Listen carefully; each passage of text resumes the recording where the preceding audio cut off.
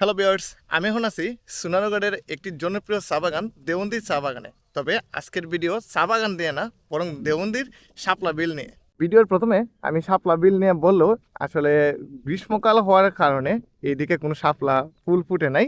বর্ষার শেষ দিকটাতে পানি বেশি হওয়ার কারণে এইদিকে মূলত শাপলা ফুলগুলো ফুটে। হবিগঞ্জ যারা থাকেন অথবা হবিগঞ্জের আশেপাশে যারা আছেন তারা অন্তত জানেন যে এই জায়গাটা মূলত লাল শাপলা বিলের জন্য বিখ্যাত। হুমায়ুন আহমেদের কবিতায় যে নীল শাপলা ফুল অথবা নীল পদ্ম নিয়ে আলোচনা করা হয়েছে অথবা বলা হয়েছে, অ্যাকচুয়ালি এখানে নীল পদ্ম না পাওয়া গেল, এখানে একটা মৌসুমে লাল পদ্ম পাওয়া যায়। অ্যাকচুয়ালি এইটা কোনো বিল অথবা নদী এমন কোনো কিছুই না, এইটা চা বাগানের ওই জায়গাটা থেকে এটা পানি নিয়ে যে সেচ দেওয়া হয় সেচের একটা প্রকল্প মাত্র। কিন্তু একটু গভীরতার কারণে বর্ষা মৌসুমের লাস্টের দিকে এখানে শাপলা ফুটে আর কি।